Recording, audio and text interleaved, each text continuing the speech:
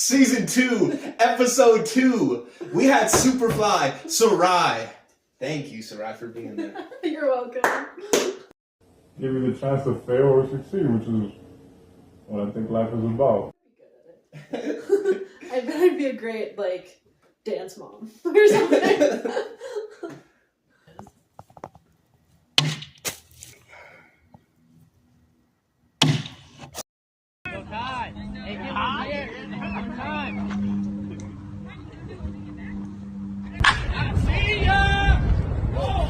All right, we're back. Season 2, Episode 2. We got a special guest in the building. I want to say thank you for taking time out of their life, making sure they were here for everybody. So let's begin. Season 2, Episode 2, introducing the one, the only Superfly, Sarai. Hi. What's going on, Sarai? How are you doing? I'm doing well. Thank you for having me. Appreciate it. It's been busy, but I'm doing pretty good. How are you doing? Doing great. Yeah, thank you for taking time and being there for all of us. Yeah, of course. I really look forward to that. I've been looking forward to that for a long time. So thank you for doing that. So, hey, let's get it started right away. I think that there's a bunch of questions that I want to ask you about your life, but let's begin right here. Okay. Can you tell me what was your favorite childhood memory of your whole life? Oh my gosh, of my whole life. My dad was in the Army, so we traveled a lot. So I think traveling with them was up there. Our favorite place that I think we went to was when we lived in Germany, and we just would travel around Europe and stuff. And I think when we went to Paris, to the top of the Eiffel Tower, I think I was in first or second grade, and that was just super cool to me as a kid. And my parents really taking the time to do that for us and to show us the world. And so I remember it was so windy up there, and we were struggling to walk, and I just remember laughing the whole time, and I just thought it was the best thing ever, and the views were awesome, and my whole family was there. So yeah, I think that was nice. Well, it's been a while since I've seen you. That's true. We went to UNC together, and you played club baseball, and I played club softball. But I just want to know how your life has been, and how have you been doing, and how's you keeping up with baseball going, and also your personal life, what have you been up to? That's kind of what I wanted to know, because it's been a long time. It has been. I think that years go fast too. It feels like we graduated a couple years ago, but it's been a little more than that. Yeah. But I think I really wanted to make sure that I tried my best out there, and I realized that UNC got us prepared for whatever we needed, and I became a teacher. You can't always play baseball, and I realized that I would love to be a teacher too. Yeah. So I noticed that I'd be able to become a great teacher and kind of help students, Mm-hmm. and I think that goes with coaching too. If you become a great teacher, you can also be a great coach. Yeah, absolutely. Totally agree. Well, that's great. I remember when I was driving over here, I remembered all the club softball, club baseball things that we did together and stuff, and it was such a good time, and UNC was such a good place, and so it just brought back really good memories and stuff. So I noticed all the girls on that team, they really look up to you. They wanted to ask your advice, and they looked at you as a leader. How did you become into that role? Yeah, I think when I went to UNC, they didn't do any walk-ons for the women's varsity team. So I was I love softball and I still want to play. So I think I discovered club sports and then started the team, and realized really quickly that there was so many girls on campus who were just like me, who wanted to play, but they didn't want it to be their whole lives and super serious and really hard to get into. So I think just right off the bat, starting with that, hey, I love to play, and we can't play super seriously, but I'd still love to play competitively. And they were right there with me. So I think already starting off with that common interest really kind of set the tone. And then I've been playing for such a long time, and I learned a lot of leadership skills through different coaches and things like that. So I think I kind of just applied that, and I think coming from a place of I am a player and also a coach-ish type, and I was the president too. So being, I think, a player first was really establish that connection. Hey, I'm right there with you. I would never make anybody or boss anybody around or make anybody do anything that I wouldn't do and stuff. So it's when I'm telling them to do, drills and practices or something like that, I'm doing them with them too. So it's not so I think they kind of respected that. and it kind of like set the tone for like our relationship with each other. And yeah, I think just girls who play softball are just also super like, you just become like a family instantly. Anybody who has that same passion that you do for that game, I think you just naturally get along really well too. So, and it was a great group of girls. They were all like, you know, they wanted to be there. And I think that was the cool thing about club sports too. It's not just people who, you know, are there for, you know, some other reasons, but other than because they genuinely wanted to be there. So That's a good point though. Because like you said, you had to be a good enough player for them to respect you and know that they could ask you your advice. So it did help that I was a little good, because it's kind of hard to take someone seriously when they're not that great. So I always kind of was grateful that I'm like, okay, pretty good fielder, I can hit the ball decently, and because that I think affects, you know, you don't want to take advice from somebody who's not. Okay, I want to know what the main difference between college and pro baseball, which is, I would just love to know, because I've got like a little taste of the college sports aspects, and then I worked in the pro side. So I'd love to know from like a player's perspective what the difference is. I think the main difference is every player on that team, they're one of the best players from the college or city they came from. So once you go into the locker room, you realize that there's no slouches on the whole team. Everybody loves that game and they want to play as hard as they can. So I think that makes you rise to the occasion when you realize that everybody's as good or everybody's a great player. So I think that's what made me better, that I really have to work hard and try my best. Because there's days in club baseball, maybe you can not work as hard and you can still get through it. Some players were there to have fun or just to meet friends, whereas I noticed once you go past that, I realized that everybody wants to make sure that their name gets respected in the game of baseball. They love it that much, and that's what it meant to me. Like, when I get to represent Longmont or Colorado, UNC, that means a lot to me. And I know that I really worked hard, so as a reflection of everybody else, it's on me to go out there and try my best. Yeah, that makes a lot of sense, especially like you said, being surrounded by people who are good or even maybe a little bit better really pushes you, and the athlete in you wants to, you know, stay up there with them. So it's really interesting. And you're right, there are players that are better than you, but that doesn't mean that you can't win that at bat or make a great play. I think that what I noticed, it's all about who is the best that day. They could be better players, but if you played better that day, you could win those. Yeah, that's where like the team aspect came in, that I was like, okay, if, you know, I'm not a pitcher, but oh my God, I love that my pitcher's the best pitcher on our team, you know? So that it really brings in that team aspect too, so. Yeah. I think that everybody says that you do got a tremendous personality. People really like being around you, talking to you, and seeing who you are. Who do you contribute that personality to in your family? Largely my dad. I think we're very similar. He's very outgoing. He's very much a leader. In the Army, he retired as a command sergeant major, so the highest he could go, and he's very commanding, but he's also very like personable, and he's very pleasant to talk to. He's very positive. He's just such a warm person, and I really admired that, and so I think I kind of mirrored that, especially when I play sports, because I think that's just what I looked up to. And so if you saw us together, we're just very similar. But also my mom, I think I have a really good balance between my mom and my dad's personalities. My mom's also very like strong, and she's very like, she's very smart, and so I like to take a lot of that from her as well. She's very wise. So I like to think that I'm that as well sometimes, and she provides really good advice, and I feel like at times I can do that sometimes too. So. But yeah, I think my parents for sure.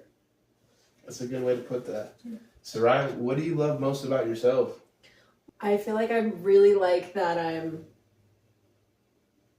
empathetic to other people.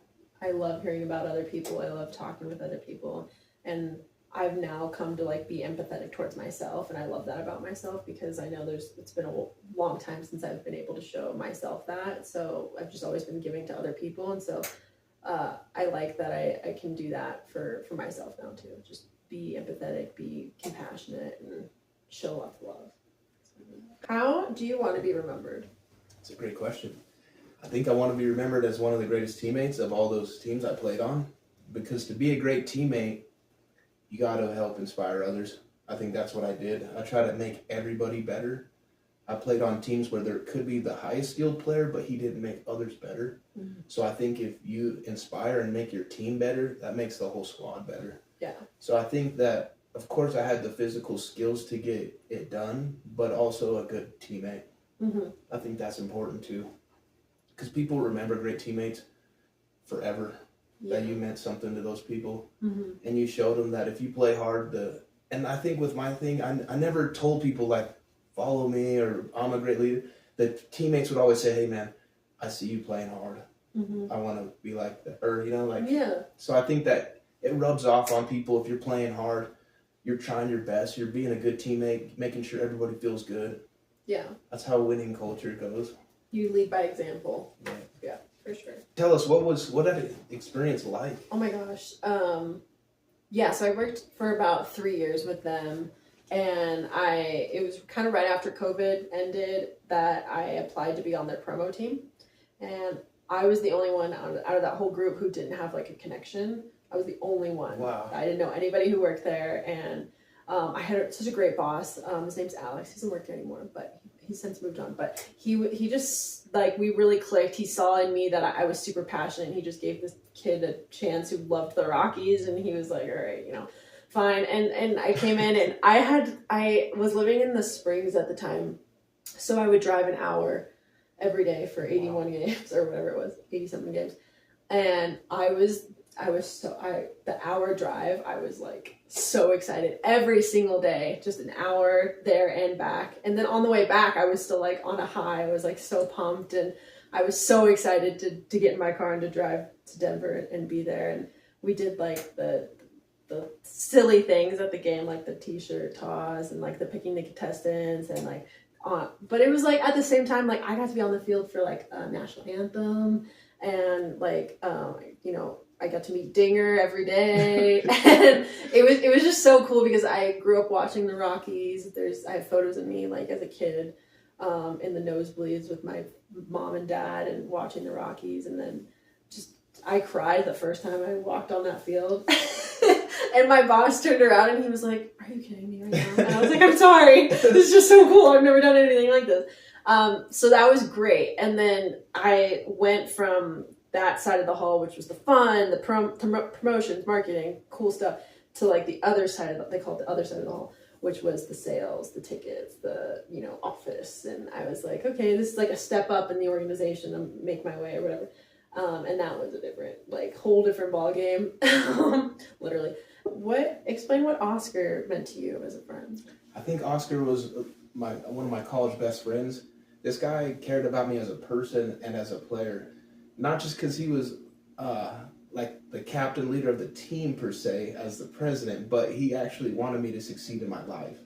I think that many a times when I couldn't make it home, he would let me crash on his couch, or he cared about me as a human. He wanted me to succeed, and I think that I'll always remember him, that not everybody has great friends, but Oscar is one of them. Mm-hmm. He really meant a lot to me, and I appreciate, because I know he plays hard, and I like friends that go out there and play sports hard. Mm-hmm. I think if you're going to take time out of your life, you should go play hard, mm-hmm. and he did.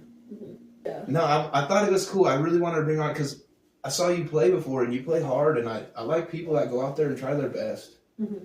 because it's easy to have not a good day where you're sick, you're tired, not feeling good. There's a lot of excuses, but somebody that goes out there and plays hard every time, mm-hmm. that goes to your character of who you are as a human, mm-hmm. a person. Yeah, I think there was something that I was like, I can't give half-ass anything, especially when all these people are relying on me. I'm part of a team, and I can't, any mishap on my part affects everybody else. And I also just loved it. I'm super competitive. I wanted to destroy the other team. I was just I want to kill them. And I was, I had a lot of really friendly players on my team who would, they slide and hit the other girl on the other team. And I'm so sorry. I'm not apologizing. I'm getting up and I'm not saying anything. And So I was also pretty competitive. So I wasn't gonna let anything I cut my leg and it was gushing blood and through my sock and everything, and I was like, no, I'm still gonna catch midway. Wow. I want to win. So, you know, like in the moment you just keep going, and but afterwards, yeah, it definitely wears on you. What's your thoughts on UFOs? Let's change Change it up. Change it. Oh gosh. There we go. I feel like there's something out there. There can't be nothing, but what that is, I don't know, and I don't know what it looks like. And the thought of it is scary. So I don't think I think about it that much, but what do you think? That question popped in my head because one time I was in Bakersfield and I was playing one night and I was trying to make the roster, and you don't get a host family until you make the team. So one night I'm in California, 1,000 miles from home, and I had to sleep in the bed of my truck. I had pillows, blankets, and I'm just trying to make this team. And one night I'm sleeping back there and I wake up at 3 a.m, just out of nowhere. I just look up at it's beautiful weather. So I'm chilling, having a good time. I look up. I'm not saying it was an alien, but I'm saying I saw some kind of craft that was tremendous. That it was moving so fast, but it wasn't a shooting star because it could zig and zag and move. That's terrifying. I told my family, they're like, yeah, right. But then they looked on the news the next day and they had it on the news. So that's when I realized, like, wow, I'm not saying alien, but I'm just saying that was tremendous. There might be technology we don't know. Yeah. You know? You were Greeley's, UNC's 49th pro baseball player of all time. Oh my gosh. What's that like? What did that mean to you? That's one of the greatest honors I ever had in my life, because I think since a little kid, when they would always ask you as teachers, what do you want to be when you grow up? I would always write down pro baseball player. And I know how hard that is. But like you said, there's different levels. But to me, to have that title really meant a lot to me because it shows everything I did in my life was worth it. All those hours, all those moments by myself practicing, all those times when I had to go out and do what I had to do to make sure I got an opportunity, it proved to me that it was worth it. And to be the only guy on club baseball on the list of pro baseball players from UNC, that meant a lot to me because it goes to show, like, I was a great baseball player, that you don't have to be on a varsity team to go farther. Mm-hmm. And I think that's what I inspired a lot of people is just because you're a club baseball player doesn't mean you can't be a pro baseball player. That's awesome. There's a lot of girls that are afraid to get dirty or afraid to go out there and try a sport. And what's your advice to them? Because you did it. You could do both. Yeah, absolutely. I love to get dressed up. I love to do my hair and makeup. And I played with a lot of girls who like to do the same things too. So it's definitely like you can do both. I think I got up on extra early on game day and I did my hair and my makeup because I felt like for me, it was like, if I look good, I play good. And if I look good, I feel good, I play good. Like that was like the thing. And, you know, I played with a lot of girls who did like really cool braids and like they wore bows in their hair and like they made it them. You know, like, so if that's who you are as a person, you're afraid of like, oh, I have to sacrifice doing that so I can play. It's like, no, you don't really have to. You know, do whatever makes you comfortable. And like, I, you know, played with girls who wear like full faces of makeup, and I never thought twice about that. I wasn't like, oh my God, why is she wearing that? Or, you know, or somebody's not wearing makeup. I wouldn't care about that at all. Like, I think you can do both, and I think it's a lot of fun. And when I got to college, I was like, I don't have to wear my catcher's helmet anymore. So I got to like do my hair, and I got to like wear a bow in my hair. I couldn't wear the bows in my hair because I would always tear off my mask to like catch pop flies and stuff. And the bows were just annoying, so I could never wear them. It always made me so sad because I wanted to look cute and with like all the other girls. And then I got to college and I was like, I'm gonna wear that. I'm gonna wear my visor. I was like, yeah. So I think that's silly. I think you can do both. So. What's your advice for couples looking to get engaged? Oh my gosh. Definitely have a conversation first, because, you know, I've known people who like didn't have that conversation and one of them was not on the same page as the other person. So then it's like can cause some issues. So my fiance and I, Eric, we definitely had that conversation before. And I think that it also sets the tone of like where you're going in your relationship. Like if you see yourself being with that person for a long time, and you know, then when you realize you are on the same page, you're able to move forward together and stuff. So it might be kind of like an awkward conversation, but definitely important to have. And so yeah, I would have that. That way nobody's not surprised if it happens. And then, you know, like let whatever, you know, I know like guys traditionally plan everything, but you know, like if you're feeling it, you know, like anybody can propose to anyone. And so like just make sure you plan and do the proposal that the other person would like, not like what you would like. What is your favorite characteristic trait of Eric? I think he's such a genuine guy. He's very like he's just very genuine. He's very himself, and I've always really admired that. Like as somebody who like is like a people pleaser and, you know, like conforms to like what other people think about me. I think I've dealt with that for a really long time. Just it was so refreshing to have someone be like, no, this is who I am, and like that's it. And I was like, what? You can do that, and like you're not care about what other people think. And he was like, no, I just like to do that. And then so he brings that out of me. Like whenever I get like a little insecure about something, he's like, oh no, like why would who care? I love you. I love that, and like just do that, just be you. And I'm like, okay, yeah. So like he's very good at that, and then bringing that out in other people. And then a very close second is his just like warmth, and he's just such a loving person with everything that his work and his family and like his friends. He's just so loving. And we have 2 animals, and he's so loving with them. He cares about like our home and like and everything he does, he just does it with such warmth and such love. He's just such a genuine, loving person. Have you ever done like a really uplifting like team speech before a game or anything like that? I love motivational speeches. Yeah. Because I think on those important days where it's a rivalry or a championship or some day where you really need it, if you can get those players to play 1% better, and because your words, your actions, that could be enough to win a game some days. Mm-hmm. When it's a really close ball game and you need to get that one run to win.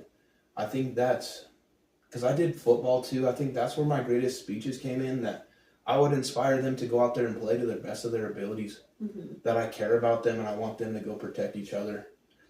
And the idea that there's nobody else that can protect you out there except for your teammates. Mm-hmm. That's why you need to be close with each other. Yeah. So it's gotta come from like a really genuine place too. And I think that one speech I did in high school is we played our rival high school, and they were really good and we were terrible. But I was like, you know what? I like had a little moment, and I'd never done anything like that before. I never did it like a motivational speech or anything. And I was like, okay, like, look, we're not gonna, let's not play for our parents. Let's not play for our coach. Like, let's just play for us. You know, like let's just be us, and we're gonna go out like just play hard. Don't worry about anybody else. Like, and we ended up beating them. And wow. It was like I had never seen those girls play like something like Switch. I'd never seen them like turn on like a gear that I hadn't. They turned on a gear that I hadn't seen before, and it was amazing. I was like, oh, okay. And that's kind of where I was like, oh, like leveling with them, like seeing them eye to eye, all of your teammates, and then bonding them together a little bit was like it really changed the game and everybody. It was crazy. First time I seen it. Wow. Yeah. I want to ask more about pro baseball. What's the most you felt overwhelmed during a pro game? I think there's 2 moments in my life where I felt overwhelmed. In that regard was the first day that I ever debuted. My heart was racing out of my chest because I knew that you worked all those years of your life, and then now it's time. And I didn't want to embarrass myself. I didn't want to embarrass my family. But I knew I had the skills. But it's one thing to go have the ability, but to go put it on the field is a whole nother story. Mm-hmm. I've seen many players that are great practice players, and they can't do it in the game. Ooh. I never wanted to be that guy. I wanted to, when it's time and the lights shine bright, I want that to be the moments where I rise to the occasion. Mm-hmm.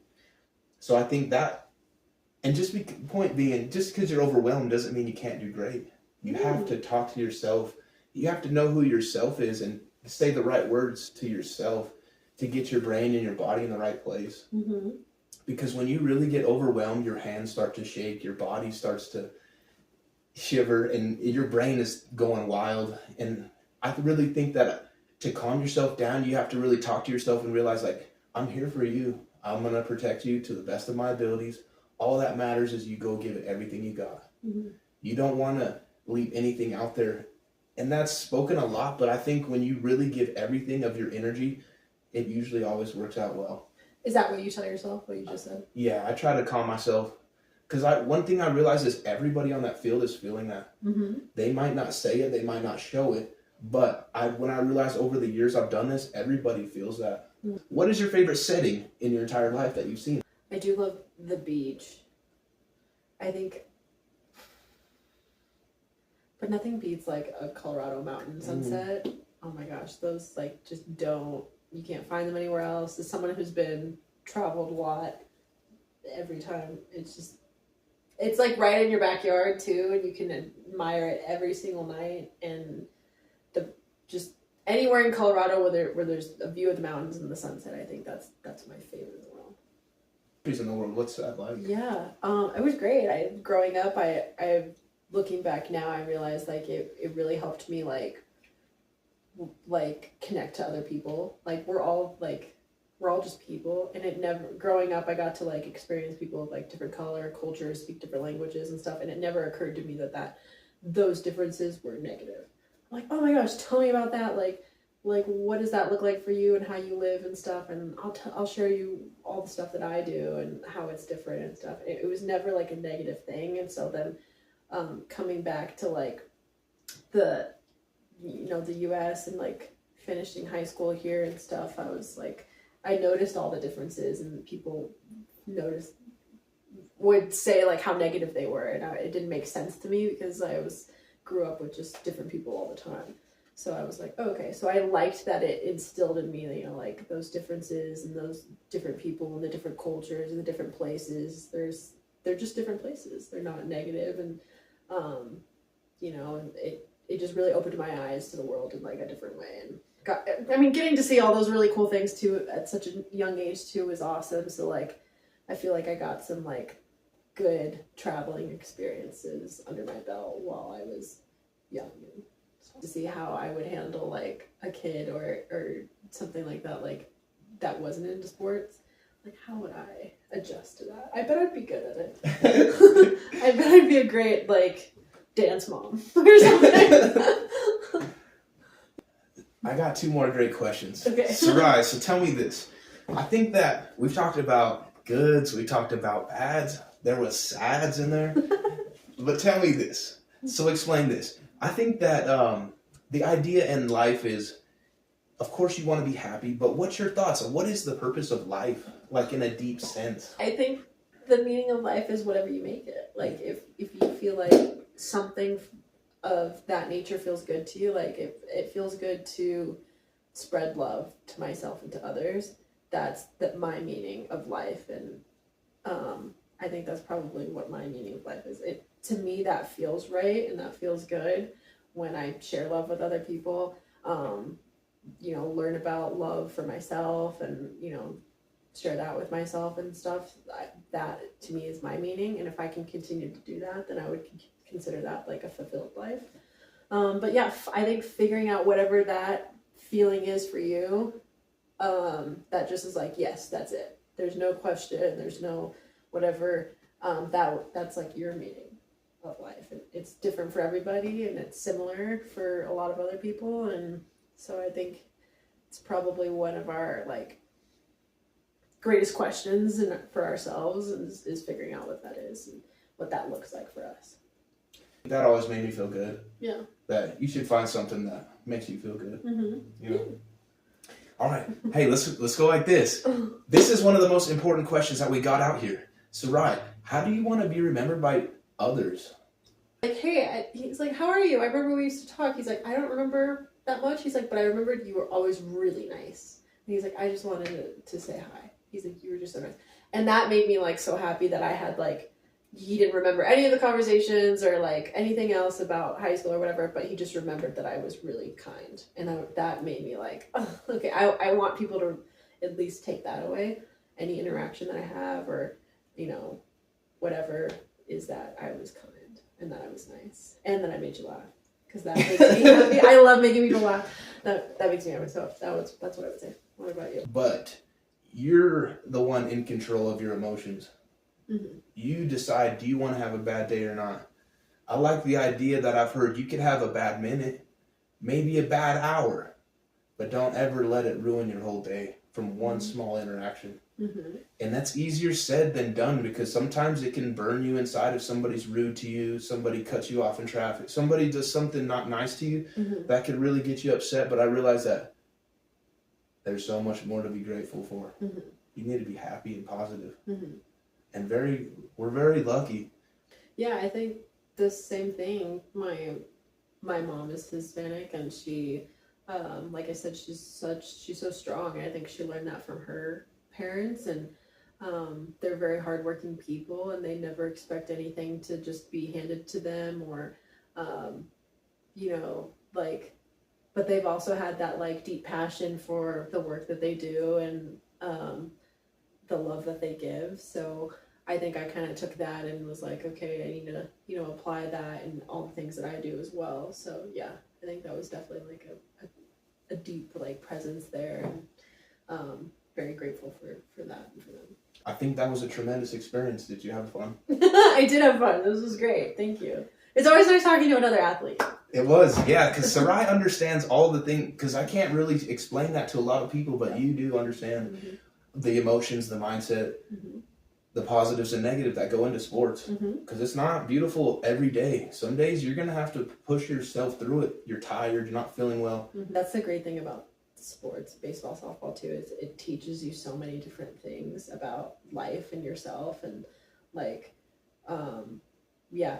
it's like a gift that literally keeps giving. Like I learned so many like leadership, teamwork, and drive, and setting aside, if you're feeling crappy or whatever, and focusing on what's in front of you, and not trying not to let anybody down, and relying on other people, your teammates, to be their best selves. And I think that's what sports is, and so I'll always go to bat for that.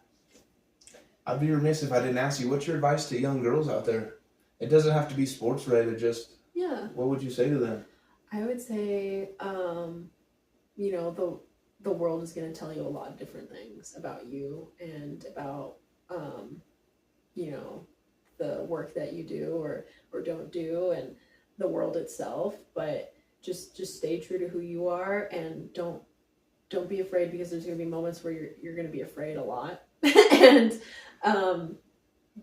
don't let that stop you from doing whatever you want. Like, just whatever that is, if it's sports or not, like, don't let the world tell you something that's not true about you, or whatever it is you want to do. Like, just be you, and it's gonna be really hard, or it might be really easy. But just keep going, keep being you, and don't give up. How did you get the best out of people that did not have a personality where they like the positive, uplifting vibes? Because I think you're going to encounter those people. Oh my gosh. How did you get through to those people? I still encounter those people. Yeah, I had some gals on my team who didn't like that, who didn't care for my jokes, or were kind of like didn't especially a lot of people who like don't like being told what to do, or like if they did something wrong, and like constructive criticism. I still deal with people like that, where I'll go up and I'll say, hey, I noticed you doing it this way. Like, what if we did it this way? Blah, blah. And, I get complete negative feedback, frustration, and they think I'm picking on them and stuff like that. So I think leveling with people to this day has always been, like, my go-to. Is, like, I have, like, no problem, like, leveling with, like, hey, I know this sucks. I know, like, I see you struggling on this. I've been struggling on something else. Like, we're in the same boat. Like, I'm just here to help, or I want to help, or I'm just here to, like, serve you. I'm just, leveling with them, kind of getting down to their level of, like, hey, if you don't like my positivity or my jokes, I'll do my best not to do it around you. I'll and then, like, they're kind of like, you kind of develop that little, like, special connection with that person. It's like, oh, okay, they get me. They kind of leveled with me. They're this way with other people, and that's fine. But I understand now that I would hope that they would think that I'm like, okay, I'm paying a little special attention to you because of, who you are. So, And, you know, sometimes it works and sometimes it doesn't. And that's been a lesson for me to like kind of let those people go if they're not interested in whatever I have to offer. And it's been tough too, because it's like, God, this is, you know, we're part of a team. And if there's somebody who's like constantly not about it, then that makes like it affects the rest of the team. So I think I try to really just level with them. Like we're on the same playing field. And yeah. All right. What has been your favorite moment for you in a game? Like something that you did? What the favorite ever during the game? I think my favorite moment ever in my entire life of playing sports, it was the first time I ever got a hit in pro baseball that relief. I felt like I got a hit and I felt like I was walking on a cloud, and I realized that I finally did it. It took me 20 plus years to get my life dream done, and I did. I could live in peace. And from that moment on, I realized I could live my life as who I want to be forever now. Wow. That all that weight of all the stuff that I was promised myself, the times I've let people down, Mm-hmm. I came back and I did it. Mm-hmm. So I think that was the greatest moment in sports in my life, that I proved to myself, I proved to my city, I proved to the university. I did it. That's awesome. Sarai, I want you to finish up with this. Okay. As a review though, well, it's a two-part question. What was your experience like coming on this? It was great. I had so much fun. Like I said, it's great to talk to another athlete. It's not every day that I get to have those conversations. Even when I was working at pro baseball, it was kind of nice because people like were all passionate about baseball.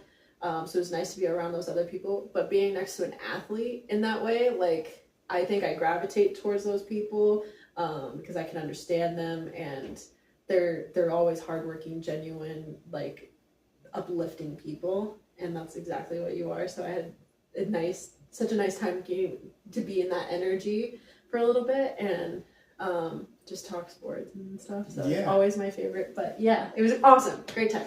Finish it up with somebody that's nervous to come on. What would you, after experiencing it and already doing and being a part of that, what would you say to them? Yeah, I would say you should just do it anyway. It's literally like Kyler said this multiple times before we started, that it's a conversation, and that's what it's been. And if you ever get stuck, he provides you with questions, which have been really helpful, and some that I didn't think to ask, but I'm glad they were on there because I'm like, I want to know the answer to those. So he does a good job just preparing everything and being so kind, and he gave me some Gatorade, and it was great. It's really easy, and yeah, it's a good time.